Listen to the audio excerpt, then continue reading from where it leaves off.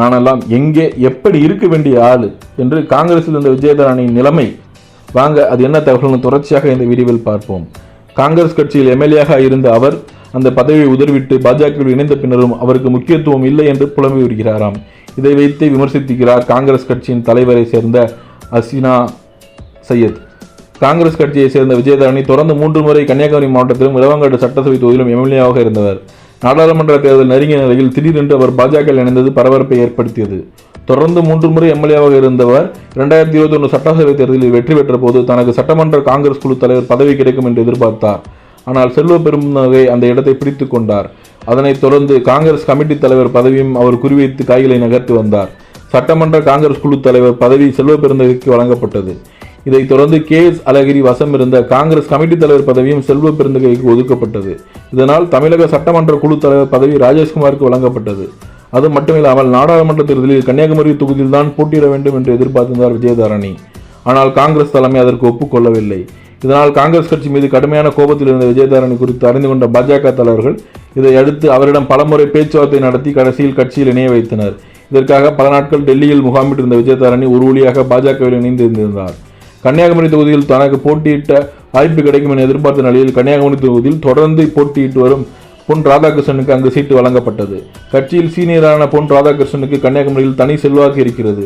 கடந்த தேர்தலுக்கு முந்தைய தேர்தலில் தமிழகம் முழுவதும் அதிமுக வெற்றி பெற்ற நிலையில் கன்னியாகுமரியில் வெற்றி பெற்றதற்கு காரணம் பொன் ராதாகிருஷ்ணன் என்று தனிப்பட்ட ஒரு நபரின் இமேஜ் தான் என தேசிய தலைமை நம்பியதால் அவருக்கு அமைச்சர் பதவியும் வழங்கப்பட்டது. இந்த நிலையில் தற்போதைய தேர்தலிலும் பொன் ராதாகிருஷ்ணன் மீண்டும் போட்டியிட்டுள்ளார். நாடாளுமன்ற MP சீட்டு கிடைக்கும் என்று காத்திருந்த விஜயதாரணிக்கு அதிர்ச்சியை கிடைத்துள்ளது. அதைத் தொடர்ந்து விளவங்காடு சட்டசபை தேர்தலிலும் நடைபெற இருப்பதால் எம்எல்ஏ சீட் விஜயதாரணிக்கு வழங்கப்படலாம் என கூறப்படுகிறது.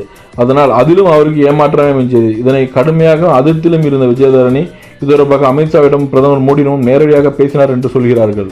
தேர்தல் பிரச்சாரங்களுக்காக அவர் தமிழகம் வந்தபோது அவரிடம் தனது குறையை கொட்டி தீர்த்திருக்கிறார் விஜயதாரணி. அது மட்டுமல்லாமல் கன்னியாகுமரி வந்த அமைச்சரிடம் அமித்ஷாவிடம் தனிப்பட்ட முறையில் நீண்ட நேரம் உரையாற்றியதோடு தனக்கு நடந்தது குறித்து பேசியதாக சொல்லப்படுகிறது. பாஜக மாநில தலைமையால் தான் திட்டமிட்டு புறக்கணிக்கப்படுவதாகவும் பரபரப்பு புகாரினை அவர் முன்வைத்துள்ளார். அவரது ஆதரவாளர்கள் இந்த நிலையில் விளவங்காடு MLA பதவி பறிபோனதோடு எந்தவித பதவியும் கிடைக்காமல் விஜயதாரணி இருந்த நிலை ஏற்படலாம் என்ற அவரது பேராசைதான் காரணம் என விமர்சித்துள்ளார் ஹசீனா சையத்.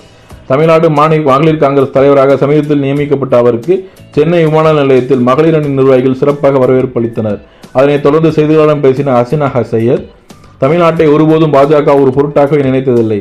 தமிழகத்தில் முன்னெடுப்புகளுக்கு பிரதமர் மோடி ஆதரவாக இருந்தது இல்லை. அதனால் இந்த தேர்தல் பாஜகவுக்கு மக்கள் தக்க பாடம் புகட்டுவார்கள். மேலும் காங்கிரஸ் கட்சியில் விஜயதாரணிக்கு உரிய முக்கியத்துவம் அளிக்கப்பட்டது. ஆனால் அவர் ஆசைப்படாமல் பேராசைப்பட்டார். அதற்காகவே தற்போது பாஜகவில் இணைந்துள்ளார். அதற்கான பலனையும் அவர் அனுபவிக்கிறார் என்று கடுமையாக விமர்சித்துள்ளார். மேலும் இதுபோன்ற தகவல்களுக்கு குண்டு சிட் சேனலை சப்ஸ்கிரைப் செய்து கொள்ளவும்.